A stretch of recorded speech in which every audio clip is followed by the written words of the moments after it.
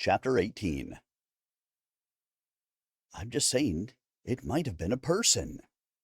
Rink, leaning back on the van with her arms crossed, was the only one not eating a biscuit. Gable's phone had been going directly to voicemail, and since the team was unsure of his whereabouts, they had stopped at the Cotton Pickin' Diner for a quick breakfast to go. It was possible he was waiting for them at the base of the falls, but he often emerged from his solo investigations late. Waiting for him at the falls or being assured of breakfast made the decision to stop a no-brainer. Their nap time was evaporating, but eating was the next highest item on their list. I'm finding it difficult to believe someone, other than us, was out walking in the forest 5 miles from civilization in the middle of the night, Billy said. I'll admit, the footage seems to show a figure walking upright. Maybe. It's hard to tell from what we got. Whoever, or whatever it was faster than us, that's for certain. Petra never took time out to rest. She was filming. Petra, here, I got an extra, Robo said as he offered her a wrapped biscuit. I'm good. Thank you, though. I got extra jelly. I had a snack. Robo sat the biscuit beside his coffee. He wouldn't let it waste. That's why I'm having trouble losing weight. Walk all night and still gain weight. Makes sense. Harrison was sipping coffee as he leaned beside Rink. I'm with Billy. I think we got some evidence. I'd be willing to go another night. Our flight is this afternoon, Billy said. No extra time was built into the budget. After finishing his biscuit, he continued. The signal is awful in the mountains. It's quite possible Gable's phone can't get a signal. Let's head that way. They loaded the van and followed the curving road, beside the Tellico River, as the slanting shade in the early morning sunlight played on and off their tired faces as if they were watching an ancient movie. They met cars coming from the other direction as if all the drivers had been in the mountains since before daybreak. Soon they realized why. At the turn to Indian Boundary, a Y-shaped juncture going left where the river road bent right, 2 police vehicles sat with blue lights flashing as 2 officers waved for them to go in the opposite direction. The car in front of them did a U-turn and passed before the van arrived. An officer leaned at the window when Billy rolled it down. The road's closed, the officer said. You'll have to turn around. When will it open? Billy asked. Couldn't say. A member of our team is up the road. He did a solo night investigation, and we need to pick him up. We've got a flight out. I'm sorry. Can't just doing my job. I can't let anyone go down this road. Is there any other way? Can we get in from the other side? Billy asked. I suppose you could go to North Carolina and come in the back way, the officer said.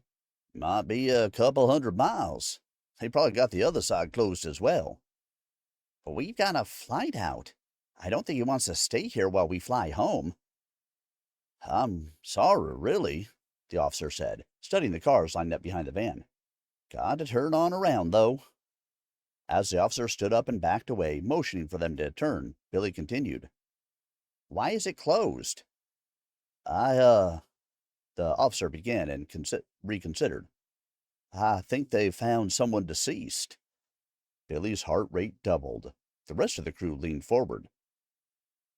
I need to know more, Billy said. It could be our team member. I really need to know.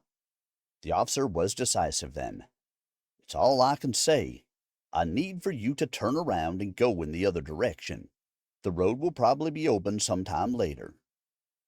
Further questioning seemed futile, so Billy looked around him and did as he was told. The road seemed especially ominous and dark as they returned to Tellico. Billy, it's not him. He would have been in the woods, Rink said. He's not answering. It's the reception. You said so yourself. What if he fell in the river? It was dark. He's carrying all of his supplies. He's not exactly nimble. He could have gone over the falls and someone found him this morning. Now your imagination is running away with your reasoning, Rink said. Petra had stopped filming, maybe out of respect, maybe because she innately saw no reasonable use for the footage of the conversation, or because the outcome might become morose. I've got to call Ed, Billy said. We're likely not going to make it out in time to catch our flight. You can get a signal in town. Rink, I know your situation. You could go ahead and fly out. No, I think I need to see what needs to be done. I'll call Neil. Did you ever get him? I did. He won't like it, but I really don't care.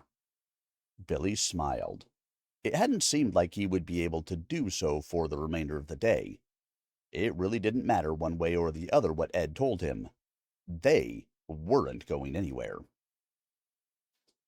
They wound up at Tellico Beach. Not really a beach per se, though it did have smooth stones that one might sit in and sun like a lazy snake by the river, and all of them got out to sit at the picnic tables. The snack shack wasn't open, or Robo could have possibly finished breakfast. Billy strode away from the team as he fiddled with his phone and then walked around in circles with it to his ear. He nodded, stood by a tree without speaking, nodded some more, and continued talking. Rink had walked in the other direction and also talked, though more animated than Billy. Do you think it could be him? Really? Harrison asked Robo. Nah, he's okay. He can't get out, though. It's pretty serious if they won't let anyone in, Harrison said. Maybe. Harrison must have remembered he needed to arrange things in order to stay another day, and soon he had walked away as well, leaving Petra, Grant, and Robo at the van. They stood like that for a long while before deciding the ever-warming sun needed to be escaped by sitting under some trees. Word had gotten out, and 2 news trucks passed going in the direction of the falls. Rink and Harrison returned before Billy, who continued his conversation, eventually sitting with his back to a tree and his knees pulled up to his chin.